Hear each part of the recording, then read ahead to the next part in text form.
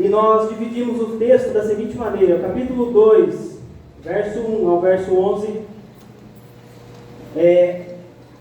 o sucesso de Judá em proclamar Davi como rei, em aceitá-lo como seu rei. Nós sabemos que Davi é um tipo da pessoa do nosso Senhor Jesus Cristo, e que, portanto, esse texto não fala apenas sobre Davi, mas ele aponta para o Filho de Deus. E nós vamos ver que se opor ao rei é se opor a Deus. Vamos ler aqui, capítulo 2, verso 1. Diz assim: depois disso, Davi consultou o Senhor, perguntando: subirei a alguma das cidades de Judá? O Senhor lhe respondeu: sobe. Davi ainda perguntou: para onde subirei? O Senhor respondeu: para Hebrom. Então Davi subiu para lá, juntamente com as suas duas mulheres, Ainoã, a Jizreelita, e Abigail, que havia sido mulher de Nabal, o carmelita. Davi levou também os homens que estavam com ele, cada um com a sua família, e foram habitar nas suas cidades de Hebrom. Então os homens de Judá vieram e ali ungiram Davi rei sobre a tribo de Judá. Depois informaram a Davi que os homens de Jabes de Gileade haviam sepultado Saul. Davi mandou mensageiros dizer aos homens de Jabes de Gileade: benditos sejais do Senhor pela bondade que mostrastes, sepultando Saul, vosso senhor. Agora que o Senhor tenha misericórdia de vós e vos seja fiel, e eu também vos retribuirei pelo bem que fizestes.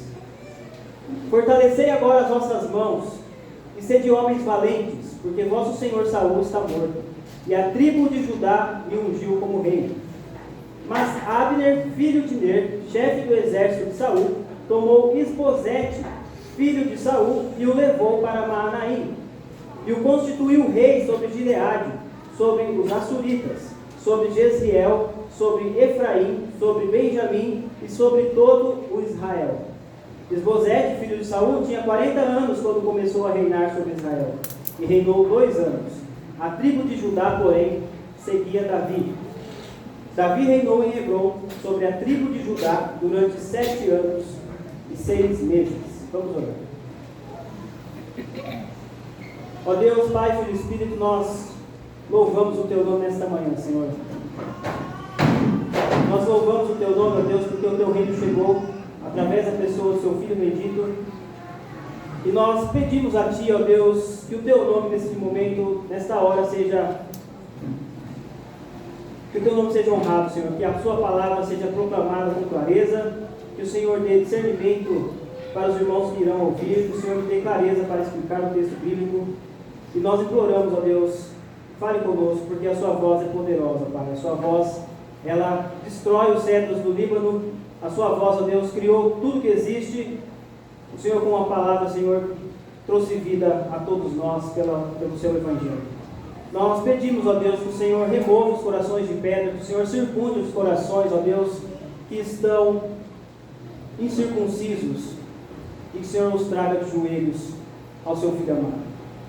Nós não temos poder, ó Deus, para realizar qualquer obra, mas nós imploramos a Ti, ó Deus, que o Teu Espírito age nesta manhã, que o Teu Espírito, ó Deus, remova os corações de pedra, que o Seu Espírito, ó Deus, console aqueles que estão abatidos, que o Teu Espírito Santo, ó Deus, traga paz, traga alegria, e que nós, Senhor, possamos olhar para o Teu Filho, e que nós, ó Deus, possamos nos alegrar nele. Esse é o nosso pedido nesta manhã. Em nome dele nós oramos, Seu Filho amado. Amém. Meus irmãos, o mundo em que nós vivemos, ele está em constante rebelião. Os homens, eles estão rebelados, não apenas com os homens, mas eles estão rebelados consigo mesmos, e eles estão rebelados, eles estão em oposição clara, aberta e declarada contra o Deus vivo. Então todos os nossos relacionamentos, eles estão quebrados por causa que nosso relacionamento com Deus foi quebrado em um jardim. O texto que nós temos diante de nós hoje vai nos falar sobre essa rebelião. Vai nos falar sobre a rebelião de um homem chamado Abner. Era chefe do exército de Saul e primo de Saul. Então, quando nós lemos esse texto, nós precisamos olhar com cuidado, para que nós não nos enganemos quando nós lemos os versos que falam a respeito de Abner e nós nos compadecermos deste homem.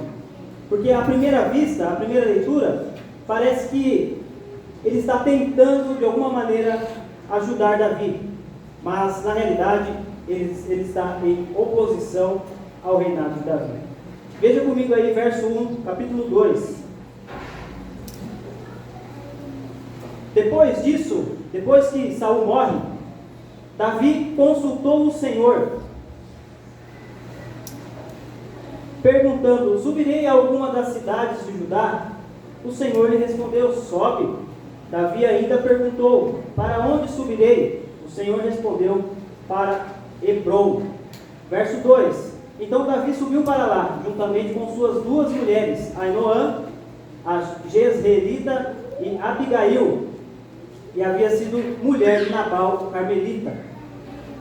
Então nós vemos aqui que Davi toma suas duas esposas, ele leva esses homens com ele, que eram os seus guerreiros de combate, que eram os seus, que estavam consigo em todas as suas campanhas militares, para habitar em Hebrom, juntamente com ele, porque esses homens são fiéis a Davi.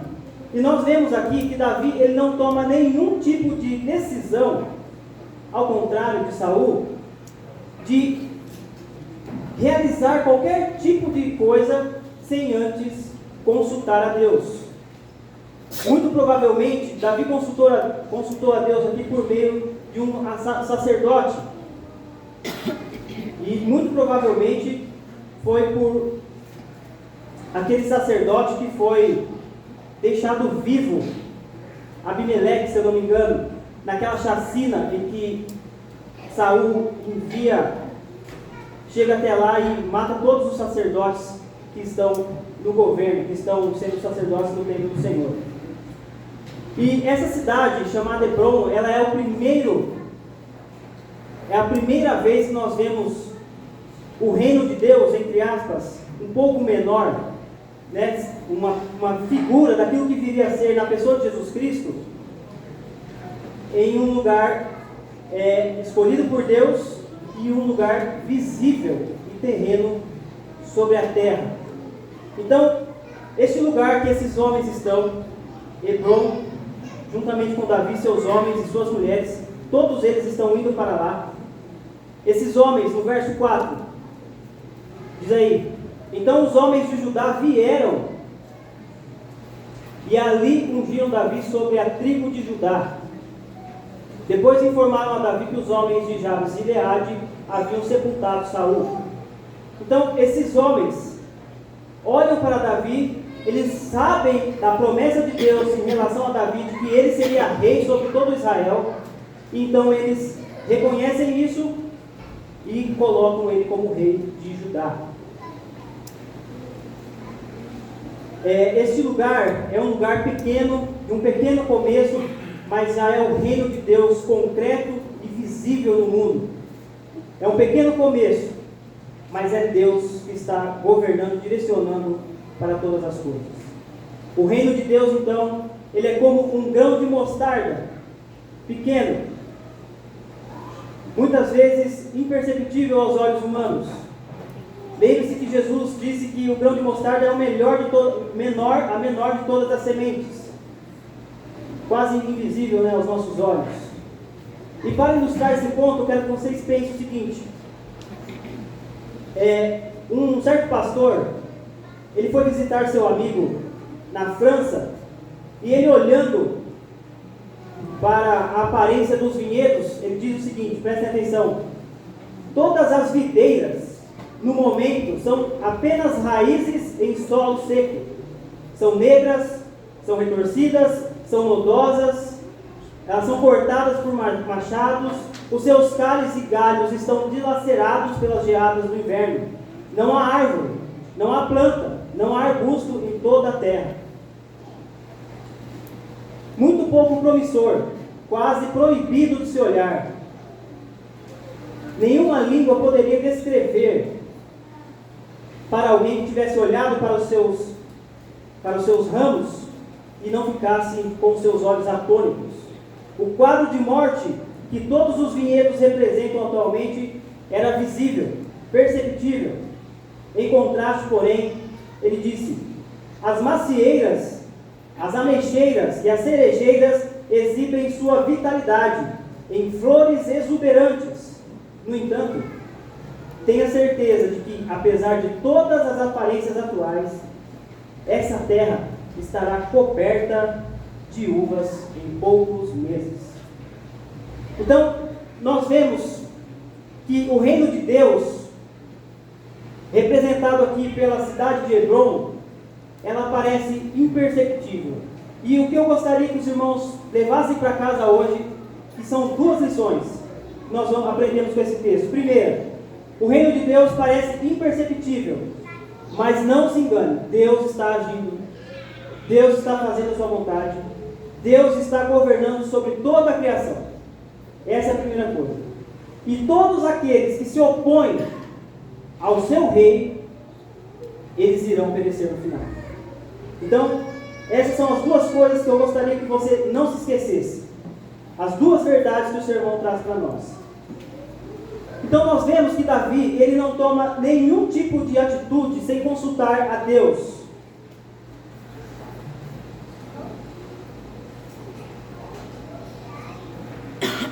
Ele não toma nenhum empreendimento, ele não se coloca em nenhum movimento sem consultar a Deus. Isso nos ensina, queridos, que todas as ações, tudo aquilo que a gente vai se envolver, a gente nunca deve fazer da nossa própria cabeça. Nunca devemos fazer algo baseados no nosso coração. É óbvio que eu não estou pensando aqui que vai vir uma voz na sua cabeça e dizer para você se você deve seguir por caminho A ou por caminho B.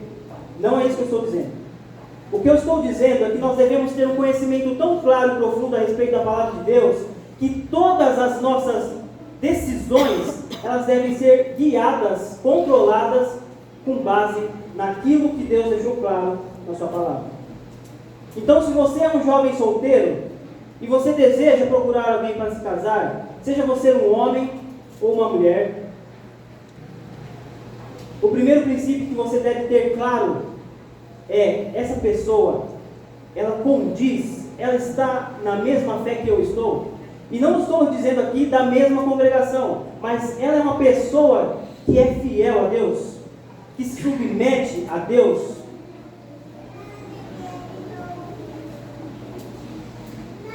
Então o primeiro princípio é: não se meta em julgo desigual. Você não vai procurar o pastor ou qualquer outra pessoa para saber, essa pessoa é com quem eu devo casar, mas você vai procurar saber, essa pessoa, ela é cristã? Ela foi convertida por Deus? Ela faz parte agora do povo de Deus? Esse é o primeiro princípio. E eu ilustrei isso com a questão de um namoro, mas você pode levar isso para todas as áreas da sua vida.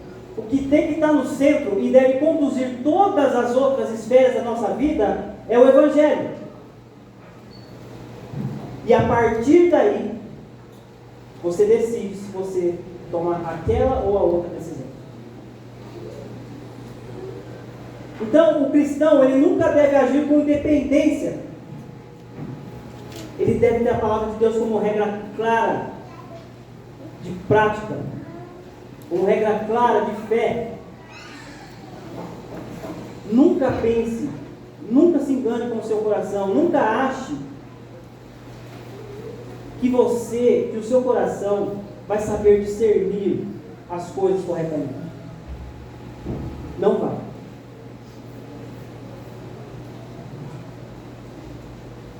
Aliás, o nosso coração, ele corrompe a verdade, ele suprime a verdade, ele nega a verdade, mas ele não se submete à verdade sem que Deus tenha convertido essa pessoa.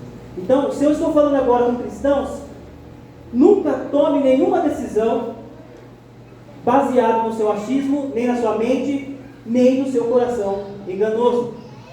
Tenha a palavra de Deus diante dos seus olhos constantemente. Constantemente. Sem isso você vai perecer. Sem isso você vai cair em ciladas. Sem isso você vai cair em pecados. Sem isso você vai aborrecer a Deus.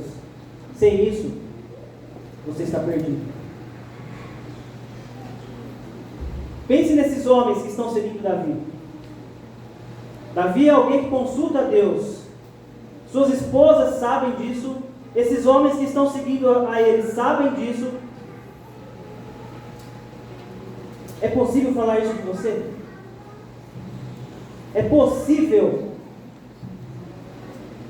alguém dizer a seu respeito: eu vou com ele, eu vou escutá-lo, eu irei ouvi-lo, porque ele consulta a Deus. Isso é verdade a seu respeito?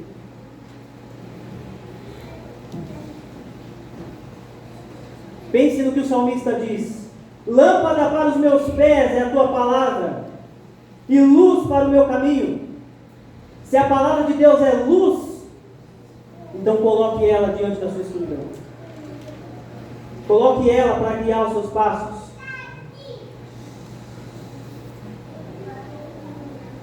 O salmista também diz, Salmo 119, verso 11: guardei a tua palavra no meu coração para não pecar contra ti. Essa é a sua preocupação? Esse é o seu desejo? É assim com você? Você guarda a palavra no seu coração porque teme pecar contra Deus? Ou você vive como aquela música ímpia, muito conhecida: deixa a vida me levar, vida leva eu. Em outras palavras, se é assim que você vive, você é palha. Você é levado pelo vento. Você não está sendo conduzido nem nutrido pela palavra de Deus. Salmo 1, verso 4 diz isso. Agora, se autoexamine, meus irmãos. Antes de nós subirmos para proclamar a verdade de Deus para vocês, para que a palavra de Deus também corte o coração de vocês, aquele que está falando já foi cortado. Já passou por todas essas reflexões. Não deixe, não siga o seu coração, não se engane. Não se engane.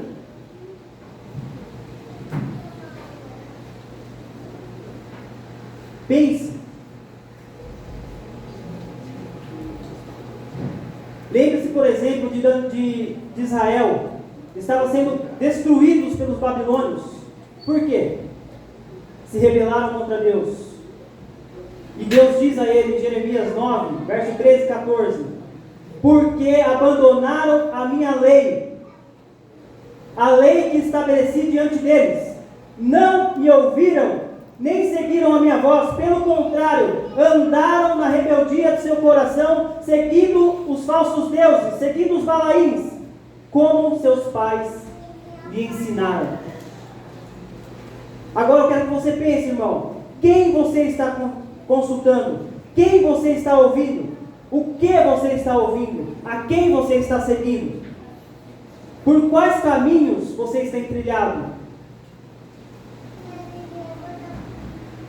Lembre-se do provérbio que diz: existem caminhos que para os homens são bons, mas no final é caminho de morte, é caminho de destruição.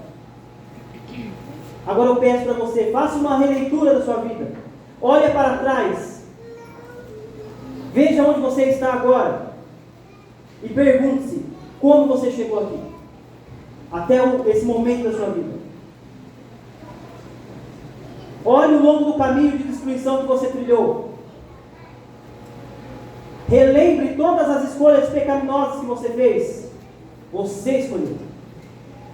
As más escolhas, os pecados que nós nos metemos, somos nós que escolhemos.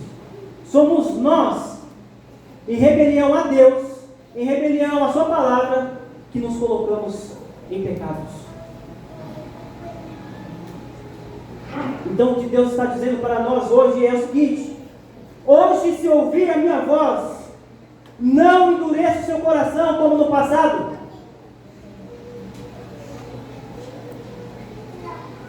Não faça nada que você não possa pedir a bênção de Deus. Se há algo que você precisa escolher e que você não possa dizer: Deus, me abençoe na minha trajetória, Senhor, me abençoe na minha escolha, eu estou pensando na proclamação do Evangelho, eu estou pensando na glorificação do seu nome. Se você não pode dizer isso, não peça a bênção de Deus.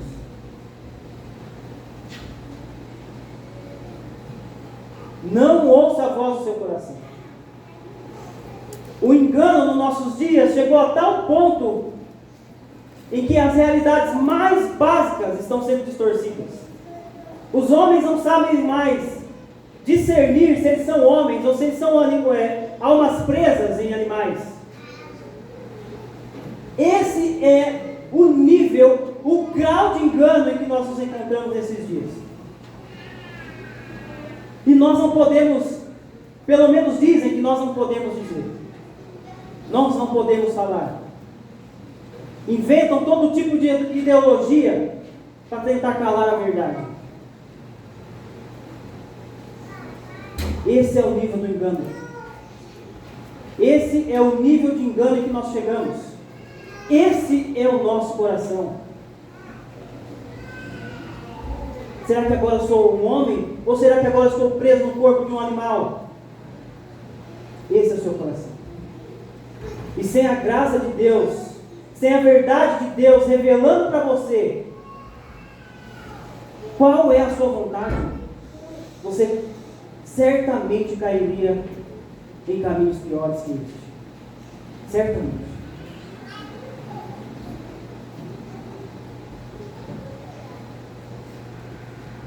Outro texto de Jeremias diz assim: enganoso é o coração do homem, mais do que todas as coisas, e incurável, quem o conhecerá? Eu, Senhor, examino a mente e provo o coração, para retribuir a cada um segundo os seus caminhos e segundo o fruto das suas ações. O Senhor, o Deus Criador, Ele dará um justo pagamento a cada homem. Não se engane. Você é alguém que de fato está preocupado, que tem a palavra de Deus como pão, alimento diário para a sua alma? Essa é a sua preocupação? Você conduz a sua casa, você guia a sua esposa, os seus filhos, a si mesmo, baseado não na sua mente, não no seu coração enganoso e estúpido, mas na verdade de Deus, na palavra do Senhor revelada em um livro em que você precisa ler e ler e ler e ler para que você possa ter sabedoria para viver neste mundo quebrado?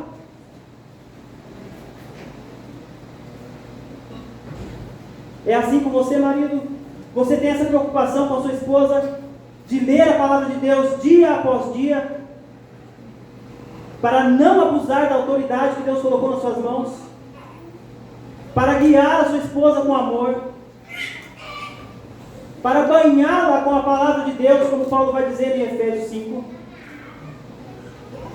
para torná-la a Deus, apresentá-la a Deus santa e sem ruga, inculpável, livre de qualquer acusação. Essa é a sua preocupação, marido?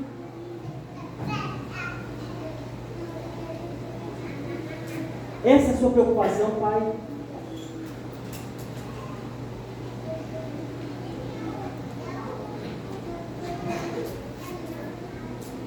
Essa é a sua preocupação, esposa? De se colocar debaixo do governo do seu marido, porque ele te ama, porque você ama a Cristo, e mesmo que ele não for uma pessoa que conduz a casa como deveria, você está submissa a ele em amor, não a ele exatamente, mas a Deus.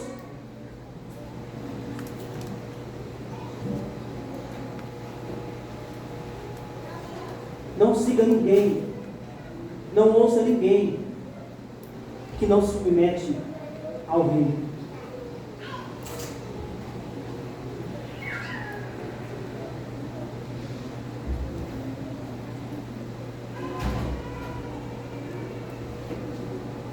O nosso Senhor Jesus Cristo, Ele recebeu o justo pagamento na cruz do Calvário por pecados que não eram dele. Mas Ele estava representando esse povo, Ele estava representando a igreja. E Ele se coloca na cruz calado, até um certo momento que Ele diz: Deus meu, por que me abandonaste? Ele foi abandonado na cruz para que a igreja, para que você, se você faz parte da igreja de Cristo, não fosse abandonado eternamente. Para que você não fosse cortado da presença de Deus eternamente.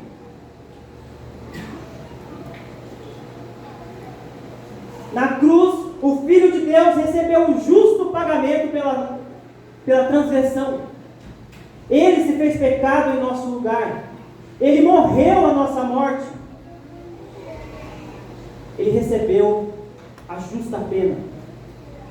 Porque quando Deus olhou para ele, Deus olhou pecadores. Ele viu pecado. Porque ele estava representando o seu povo naquele lugar.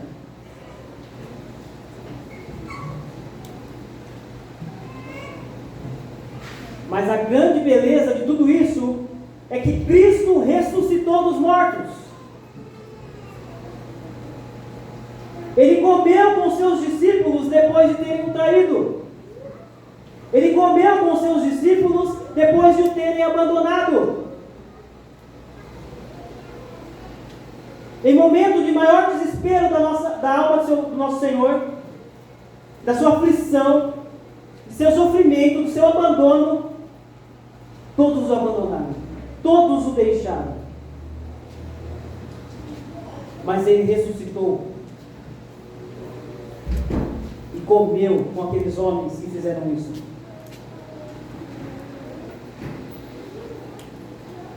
Ele ressuscitou. Ele está com um corpo agora à destra de Deus Pai, um corpo glorificado, com um coração batendo, com seu pulmão respirando, fazendo um trabalho de respiração. E Ele é Deus, verdadeiramente homem, e Ele está agora à destra de Deus Pai, e Ele está orando por você. Ele está incessantemente orando pela igreja.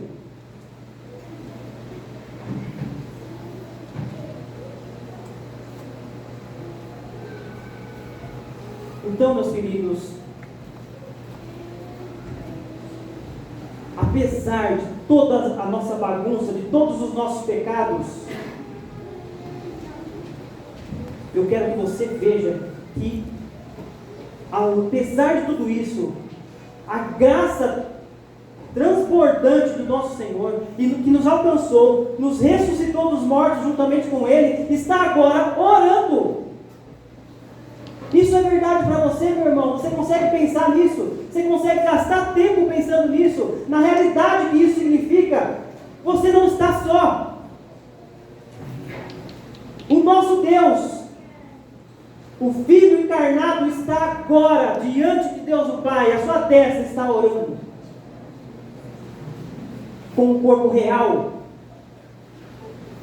que sentiu fome enquanto esteve nesse mundo, que sofreu aquelas cruzes, os pregos, a hora de entrar na sua mão, que sentiu dor real. Ele está agora com um corpo físico, à destra de Deus o Pai, e Ele está orando por você.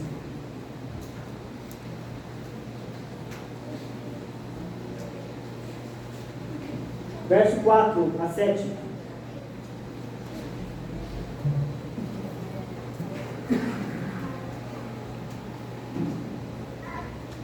Então os homens de Judá vieram e ali ungiram Davi rei sobre a tribo de Judá. Depois informaram a Davi que os homens de Jabes de Gileade haviam sepultado Saul.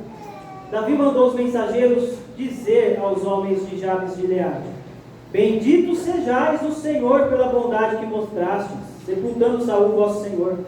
Agora, que o Senhor tenha misericórdia de vós e vos seja fiel, e eu também vos retribuirei pelo bem que fizestes. Fortalecei agora as vossas mãos e sede homens valentes, porque vosso Senhor Saul está morto, e a tribo de Judá me ungiu como rei. Davi é informado aqui que estes homens de Jabes de Gileade haviam demonstrado bondade para com Saul. Eles marcharam durante vários quilômetros, cerca de 30 quilômetros durante a noite, ida e volta, correndo grande risco. Eles roubam o corpo de Saul, que tinha sido cortado a sua cabeça do seu corpo e estava pendurado no muro. Eles vão até lá e eles trazem o corpo de Saul para que tenha um sepultamento digno. Então eles nunca se esqueceram de Saul. Lembre-se, por exemplo, de 1 Samuel 11, quando eles invadem, eles são libertos de Naás, que era um rei que subjugava esse povo. E Saul, pelo Espírito, vai lá e liberta eles. Então eles nunca se esqueceram disso. E Davi agradece por esse gesto, por eles lembrarem disso. Ele envia mensageiros e ele diz a esses homens: Bendito sejais do Senhor pela bondade, verso 5, que mostrastes sepultando Saul, vosso Senhor. A palavra que ele usa aqui é uma palavra que significa amor leal, amor pactual, amor que demonstra o caráter de Deus. Quando Davi diz, Deus te abençoe, bendito sejais o Senhor, ele não está dizendo, Deus te abençoe na forma como nós usamos nos nossos dias, que significa simplesmente, bom dia.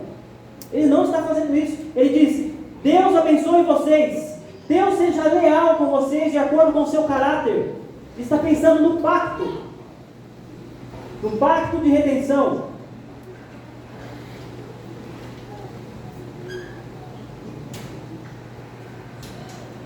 Davi está enviando esses homens, uma mensagem para esses homens, para dizer para eles, Deus mostre a sua face para vocês, de forma favorável, de maneira favorável. E ele diz para que esses homens sejam corajosos. Ele diz, verso 7, fortalecei agora as vossas mãos, e sede homens valentes, porque vosso Senhor Saul está morto, e a tribo de Judá me ungiu como rei. Em outras palavras, o que Davi está dizendo aqui é, me sigam, se submetam ao meu reino, que está em Hebron, está crescendo em Hebron, e irá expandir por todo Israel. Verso 8 a 11.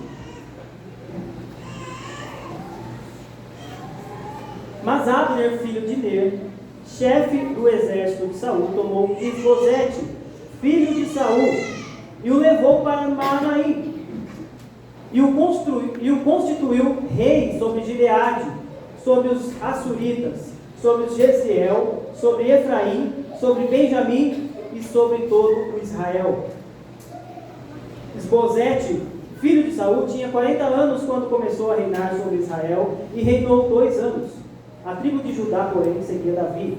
Davi reinou em Hebron, sobre a tribo de Judá, durante 7 anos e 6 meses. Nós não sabemos aqui, meus irmãos, se o apelo que Davi faz para que esses homens o sigam é respondido positivamente. O texto não deixa isso, não mostra isso para nós.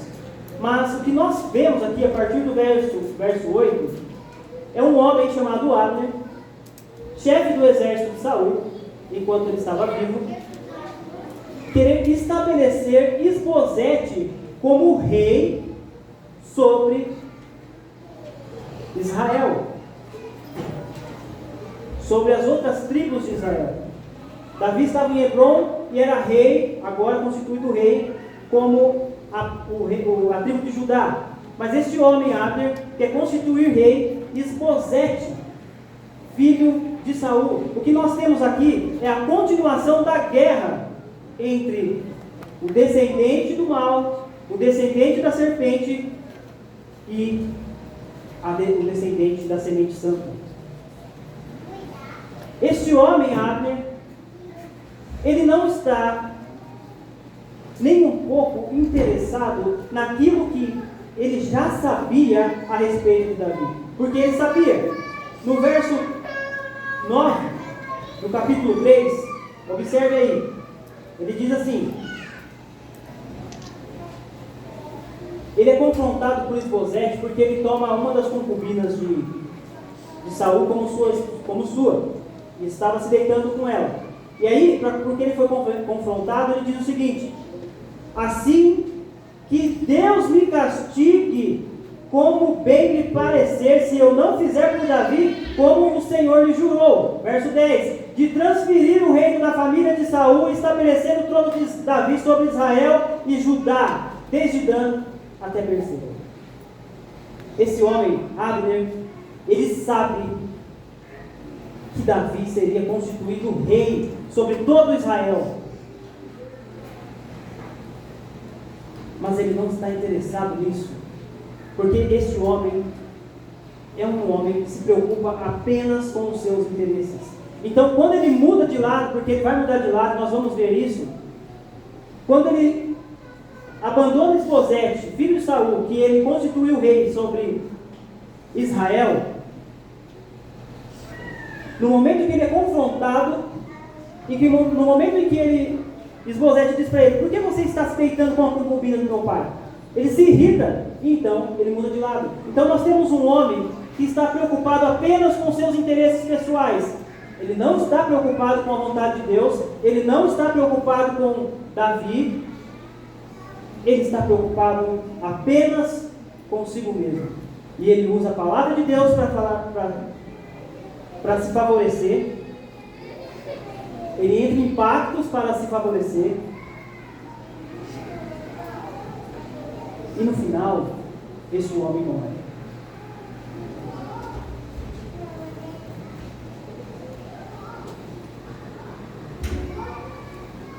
Então preste atenção, meus irmãos. A hostilidade entre a casa de Saul e a casa de Davi ainda continua. Abner então se junta a todos aqueles que estão em oposição ao filho, aquele que é descrito no Salmo 2, que diz: beijem o filho para que ele não se ire e vocês não sejam destruídos no caminho. Ele está em oposição ao Filho de Deus. Ele está em oposição ao nosso contexto imediato aqui, ao rei que Deus estabeleceu e que ele sabia que era a vontade de Deus. Então ele se junta a Herodes, ele se junta a Pilatos, Abner se junta a você. Toda vez que nós, ao invés de ouvirmos a palavra de Deus, ao invés de nós seguirmos a palavra de Deus em obediência alegre, não é uma obediência que se torna um fardo, porque se isso é verdade para você, você tem que analisar a sua fé e ver se de fato você está em Cristo. Porque a obediência que Deus requer é uma obediência alegre, porque você está tendo a própria face de Deus favorável a você. Deus não está mais irado com você se você está em Cristo. Mas se você não está em Cristo,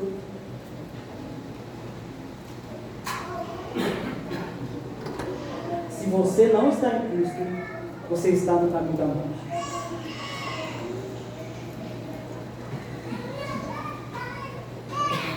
Toda vez que nós dizemos: Não quero este homem como rei. Eu não quero este que Deus elegeu como rei. Você está se opondo ao rei. É óbvio que você não diz isso abertamente. Você não diz isso descaradamente. Você diz isso através das suas ações. Lembre-se do que Tito disse. Vocês dizem crer, mas as suas atitudes negam aquilo que vocês professam. Toda vez que você faz a sua vontade, você está dizendo: eu não quero este homem como rei sobre mim.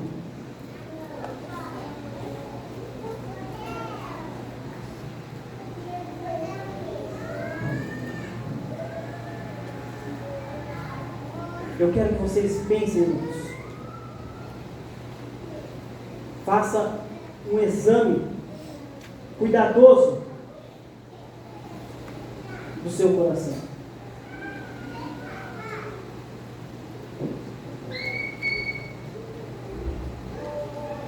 Essa parte do sermão, meus filhos, ela é um chamado para que você perceba a realidade do reino de Deus.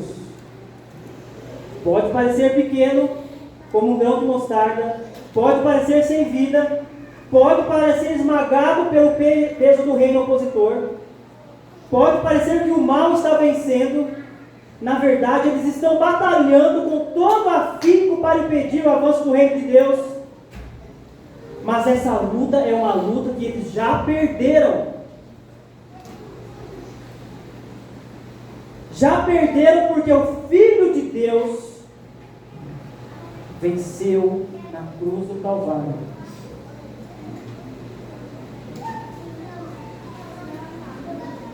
Já perderam porque o Filho de Deus venceu a morte, o pecado e o diabo, morrendo em fraqueza.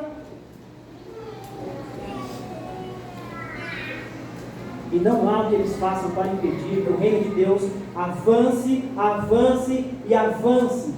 Nas palavras de Daniel, uma pedra lançada do céu, não por mãos humanas, é lançada sobre o reino da Babilônia. Lembre-se do texto que diz isso lá em Daniel capítulo 2. O rei tem um sonho, cada parte da estátua é de um material diferente, e essa pedrinha, que é lançada não por mãos humanas, ela atinge os pés daquela estátua. E Daniel vai dizer que o vento os levou sem destruir, sem deixar nenhum vestígio. Porém, a pedra que a feriu se tornou uma grande montanha e encheu a terra.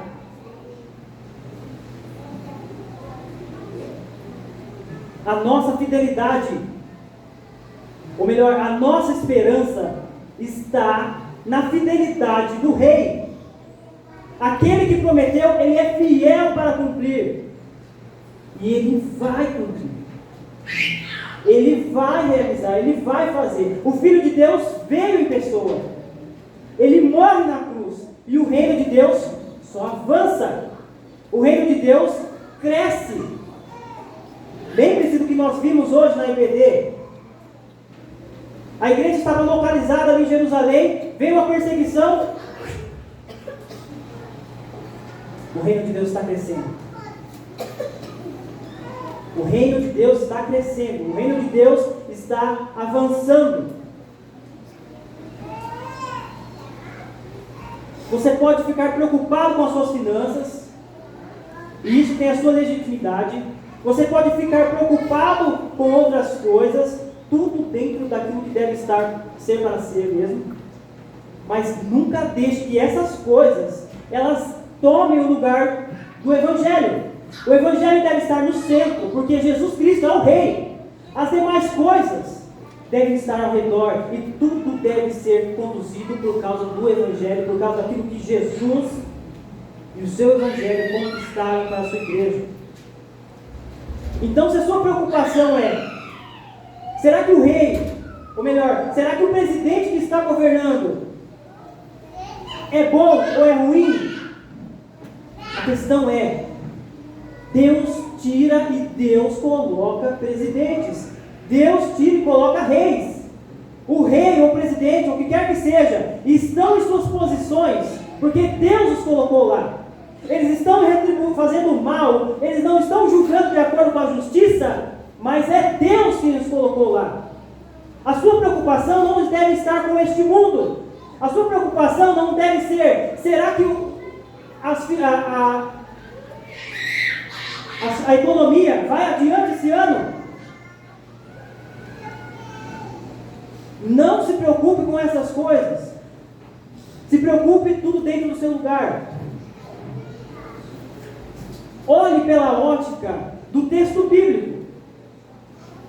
Deus está reinando. Deus está reinando. Ele reina de forma sábia, poderosa, e não há ninguém que se oponha a esse reino. Todos aqueles que não aceitarem o seu reino, que não aceitarem o seu governo, eles irão perecer no final. Não estou dizendo para que vocês sintam raiva dos ímpios, pelo contrário, preguem aos ímpios, proclamem a verdade aos ímpios.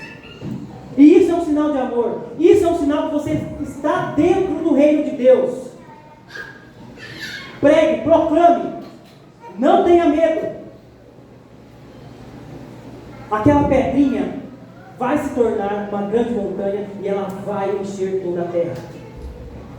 Aquele grão de mostarda, ele foi plantado, mas ele está crescendo. Ele está crescendo. Ele está crescendo. E quando a realidade do reino de Deus for inaugurada plenamente, em toda a sua plenitude, nós não iremos mais estar debaixo do sofrimento, porque o reino, o Filho de Deus, quando ele vier sobre este mundo, rasgar os céus e inaugurar a nova criação, estará tudo bem com a sua mão. Nós nos preocupamos muito sobre como vamos viver. E isso não é meu, eu ouvi em algum lugar. Nós nos preocupamos com como nós vamos viver. Como nós vamos viver? O dinheiro não está dando para pagar as contas. O carro está gastando muita gasolina. O trabalho está ruim. Os filhos estão desobedientes. Isso. Como vamos viver? Como você vai morrer? Como você vai morrer? Não basta viver bem. Você precisa morrer bem. E para morrer bem, você precisa morrer no Senhor.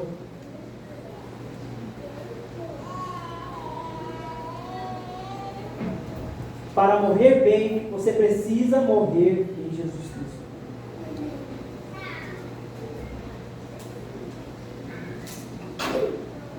Porque quando você fechar os olhos deste lado, se você está em Jesus, queridos, vocês têm que se alegrar com isso. Se você está em Jesus, quando você morrer, a igreja irá chorar por você, obviamente, mas nós vamos nos encontrar de novo. Você irá ver a face de Cristo primeiro que nós. Você irá sentir uma alegria que você nunca sentiu na sua vida. Você irá desfrutar daquilo para o qual você foi criado, que é desfrutar de Deus, glorificá-lo para sempre.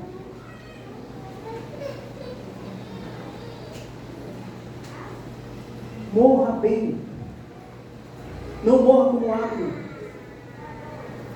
Se opôs ao reinado de Davi e o final foi de morte. Morra bem.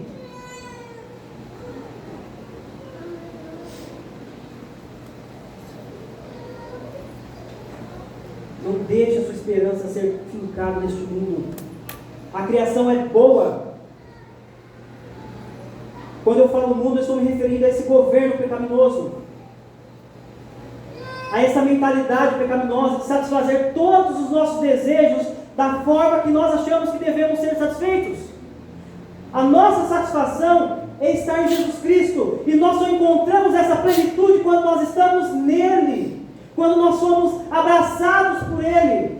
Quando nós o recebemos como nosso Deus. O recebemos como nosso Senhor.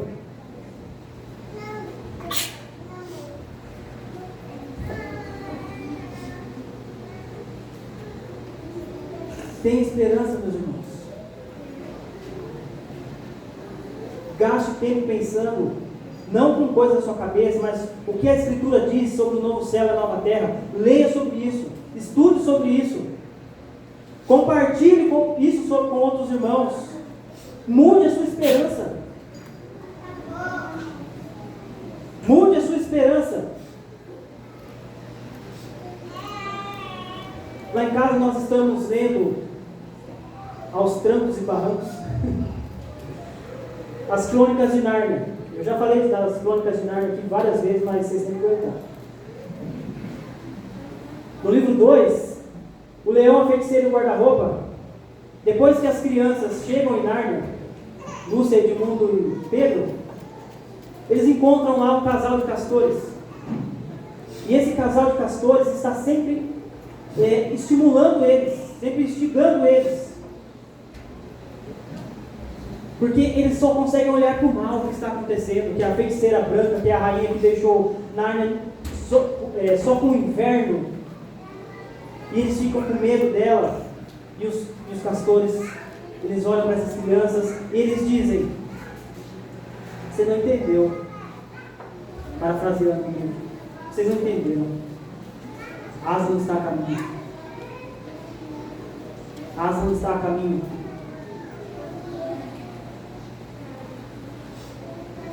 E aí,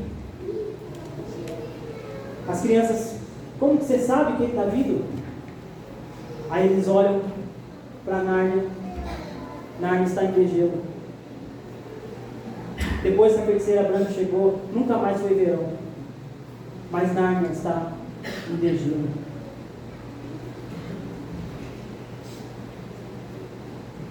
Essa é a sua esperança, irmão?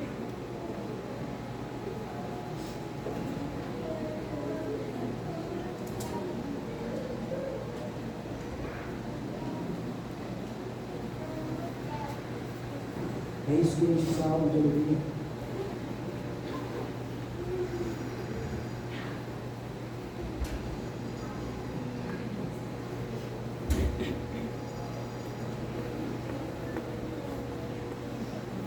É isso que nutre a sua esperança. Pensar que o Filho de Deus, logo ele romperá esses céus, rasgará os céus com a palavra do seu poder, virá sobre este mundo, julgará o pecado, julgará os ímpios e os expulsará da sua presença para sempre. Essa é a sua esperança, meus irmãos.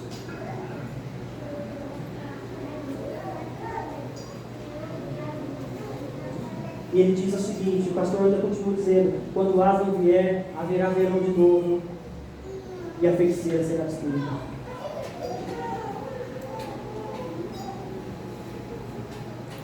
Meus irmãos, não desanime. Não desanime. Não espere outra coisa deste mundo. O mundo está quebrado.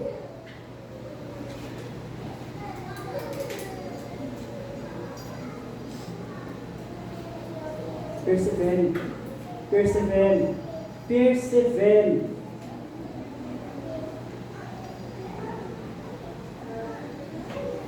Não estou dizendo e nem querendo parecer insensível aos tormentos que nós passamos neste mundo, quando alguém querido morre, quando você adoece.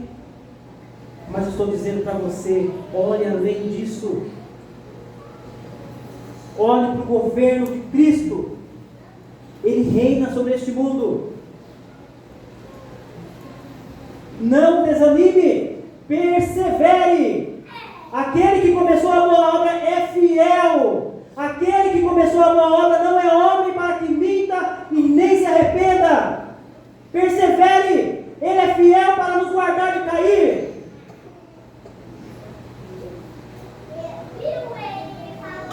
A sua esperança deve estar em alguém que não é você.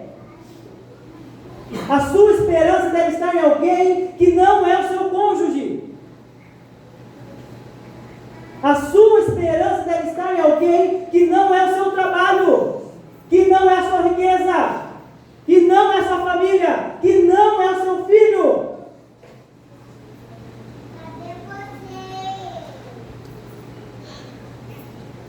Que não é a aceitação das pessoas.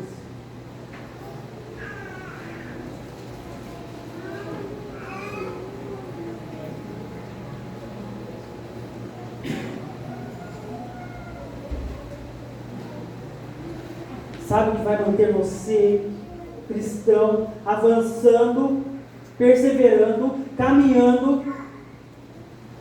É continuar olhando para Jesus Cristo. É continuar olhando aquele que foi transpassado. É continuar olhando para o Rei da Glória, para o Filho de Deus.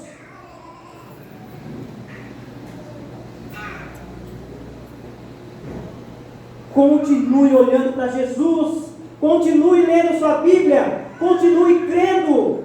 O verão vai romper o inverno neste mundo caído. E quando isso acontecer, meus irmãos, quando isso acontecer, vai ser lindo. Vai ser espetacular. Tudo aquilo que você já olhou e disse, tudo aquilo que você já contemplou e disse, isso é maravilhoso, eu queria ficar aqui. A gente não faz isso quando vê um pôr do sol belo. Ah, eu queria ficar aqui. Ou como eu queria ficar aqui.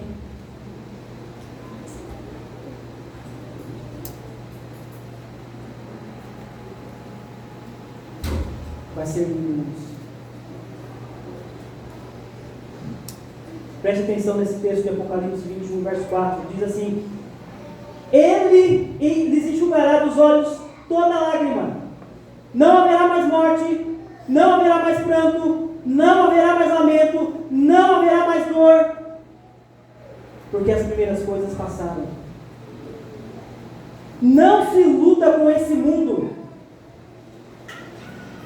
Veja, o reino de Deus chegou até vocês.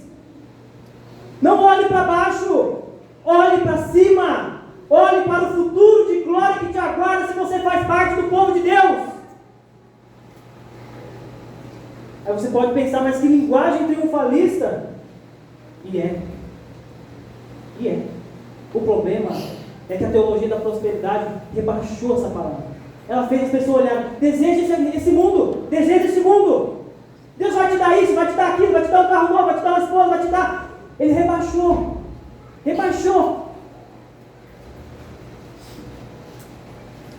O nosso Deus, o Senhor Jesus Cristo, o Rei da Glória, que está reinando agora, Ele triunfou sobre o pecado, Ele triunfou sobre o diabo, e Ele triunfou sobre a morte. Ele venceu, e a sua igreja irá reinar com Ele pelos séculos dos séculos em glória. Não abaixe a sua cabeça para olhar para este mundo.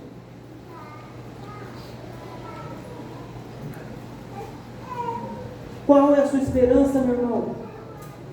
O que aquece o seu coração?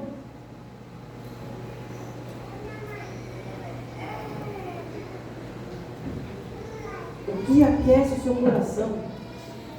O que tira sorriso do seu rosto quando acontece?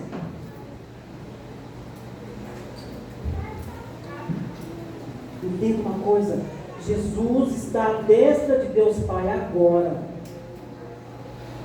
E nós falamos isso, presta atenção, é verdade. Não é uma ideia, é real. Não é só quando a gente fica empolgado pensando nisso. Ele está lá agora e Ele está orando por nós. Na maioria das vezes, o que é real para nós é aquilo que nós pegamos, é aquilo que nós sentimos, é o pecado. São as nossas tristezas, são os infortúnios que nós enfrentamos neste mundo. Jesus está orando por você agora, e Ele vive para interceder por você. É real.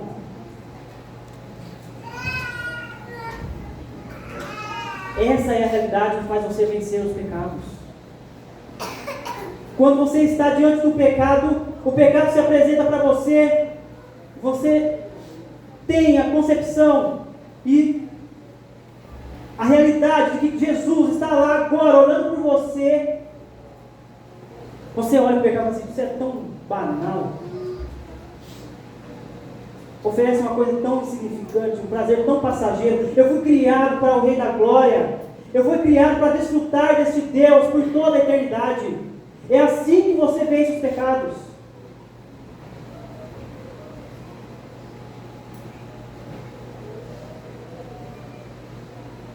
Paulo vai nos dizer em Colossenses capítulo 3: pensai nas coisas que são do alto e não nas coisas que são da terra, pois morrestes e a sua vida está escondida com Cristo em Deus. Quando Cristo, que é a nossa vida, se manifestar, também vós manifestarei com Ele em glória. Portanto, eliminai as vossas inclinações carnais, prostituição, impureza, paixão, desejo mau e avareza, que é a idolatria. É por causa dessas coisas que a ira de Deus sobreveio aos desobedientes. Nelas também andastes no passado, quando ainda vivias nessas coisas, mas agora livrai-vos de tudo isso, da raiva, do ódio, da maldade, da difamação, das palavras indecentes no falar. Essa lista que Paulo cita aqui deve fazer parte do seu passado, não do seu presente.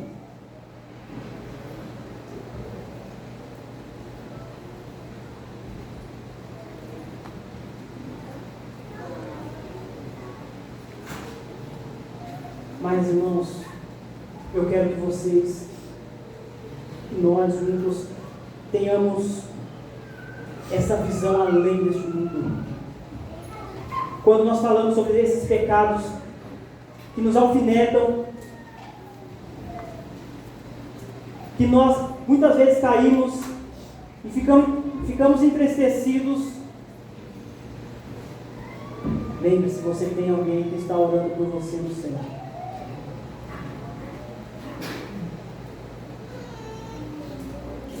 Passemos agora para a parte 2 do sermão. E por conta do horário, nós vamos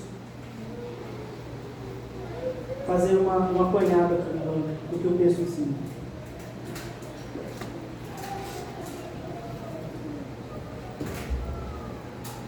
Essa longa narrativa do verso 12, do capítulo 2, até o verso 39 do capítulo 3, ele vai contar para nós a história desse homem Abner. Ele cita a Escritura, mas ele é alguém completamente desinteressado. Ele está buscando apenas a sua glória. Existe um evento aqui no capítulo 3, melhor, no capítulo 2, em que, por causa de um comentário deste homem, Abner,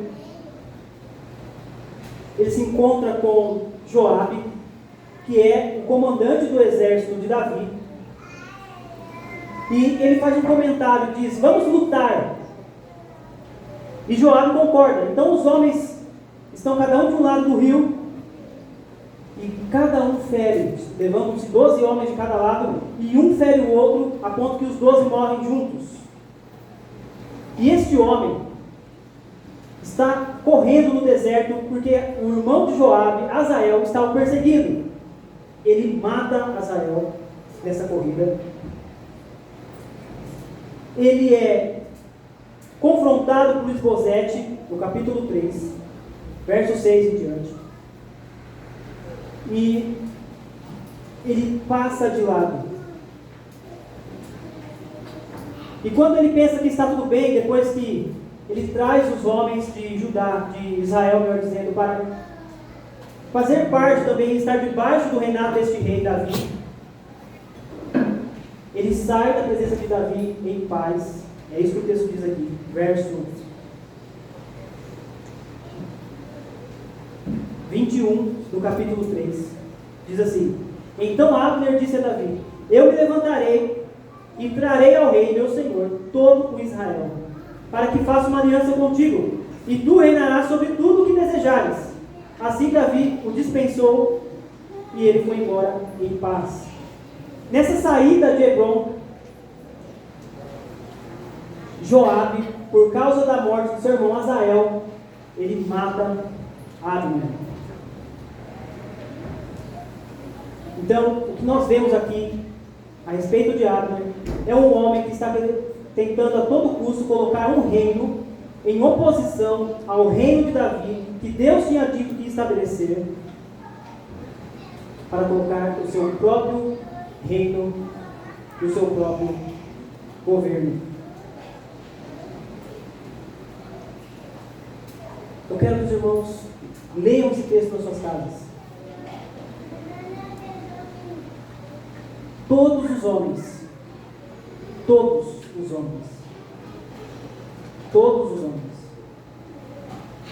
que se oporem ao rei escolhido por Deus, eles irão ter o mesmo fim que este homem Abner teve.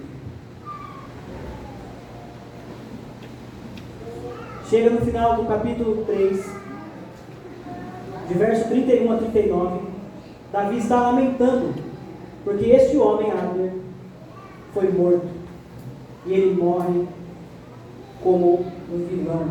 É a expressão do próprio Davi usa, no verso 33 do capítulo 3. Diz assim: o rei lamentou por Abner. Abner tinha que morrer como morre um vilão. Os vilões, meus irmãos, eles estão em oposição ao reino de Deus, ao reino de Davi e ao reino de Deus, trazendo agora para os nossos dias. Se você é um desses homens que está em oposição ao Filho de Davi, Jesus Cristo, o chamado para você é: o reino de Deus chegou. Se arrependa e creia no Evangelho. Vamos orar.